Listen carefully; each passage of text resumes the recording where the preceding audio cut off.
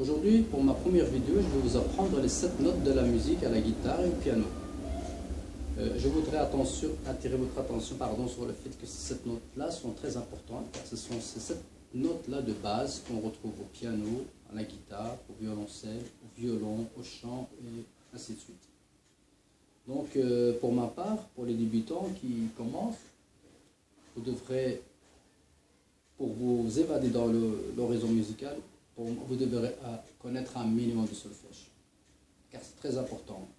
Parce que je vois beaucoup de gens qui jouent à l'oreille musicale comme ça, mais ils écoutent, mais ils ne savent pas, en fait, ils savent pas ce qu'ils font, en fait. Ils jouent comme ça sans savoir dans quel horizon ils se trouvent. Donc c'est comme quelqu'un qui prend un journal, qui regarde les photos, mais qui ne sait pas ce qui est écrit dans le journal. Donc c'est très important de connaître le solfège, parce que de cette manière-là, on peut s'évader dans l'univers musical. Voilà. Alors, avant de commencer la leçon, je voudrais d'abord vous montrer les 6 cordes à la guitare. On va les nommer. Mi grave, à partir d'en haut. La, ré, sol, si, mi. À partir d'en bas, mi, si, sol, ré, la. Ça, ce sont les 6 cordes. Ils résonnent de cette manière. Alors, concernant les 7 notes, ça donne ceci. Do, ré, mi, fa, sol, la, si, do. Partir d'en haut. Partir d'en haut, donc on appelle ça ascendant, qui monte. Alors, ça donne comme ça au piano. Do, ré, mi, fa, sol, la, si, do. Qui monte. Donc, on appelle ça ascendant. Descendant.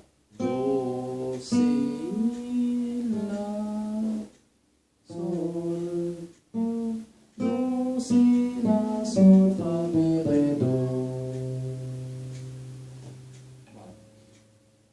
alors, ça donne ceci au piano. Do, si, la, sol, fa, mi, ré, do. Maintenant, je vais les montrer, vous les expliquer. À partir d'en haut, deuxième corde, troisième case. Do, ré.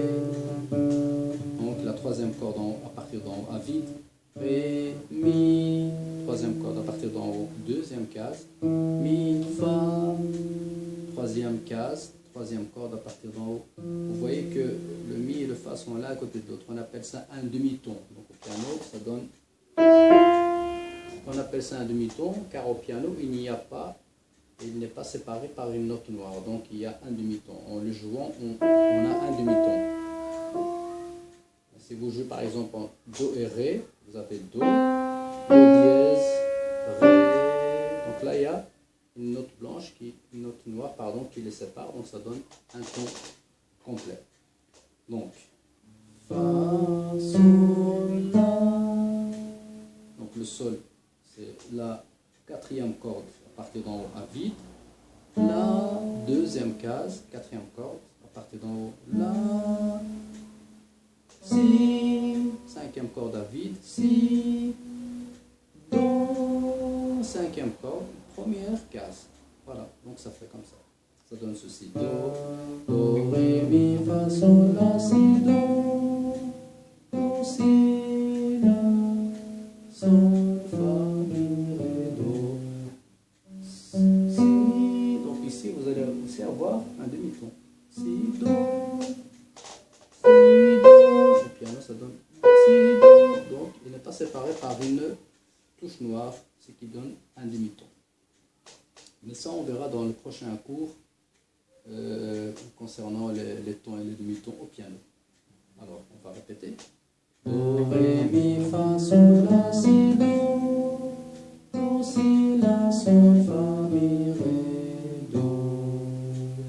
Voilà, et ces notes-là, vous allez les retrouver dans le jazz, donc le jazz, le blues, donc, ou même dans les partitions comme ici, comme avec Eros Ramazzotti, vous voyez que le Do correspond à la lettre C. Donc Do correspond à la lettre C. Do, Ré. Le Ré correspond à la lettre D. Mi correspond à la lettre E. Fa correspond à la lettre F. Sol correspond à la lettre G. La correspond à la lettre A. Et Si correspond à la lettre B. Donc, dans les partitions, vous allez avoir souvent dans les tablatures de guitare, vous allez avoir que le Do correspond à la lettre C, le Ré correspond à la lettre D, le Mi correspond à la lettre E, le Fa correspond à la lettre F, le Sol correspond à la lettre G, le La correspond à la lettre A et le Si correspond à la lettre B. Voilà, j'espère que cette vidéo vous a plu et à la prochaine pour d'autres leçons et d'autres vidéos. Merci.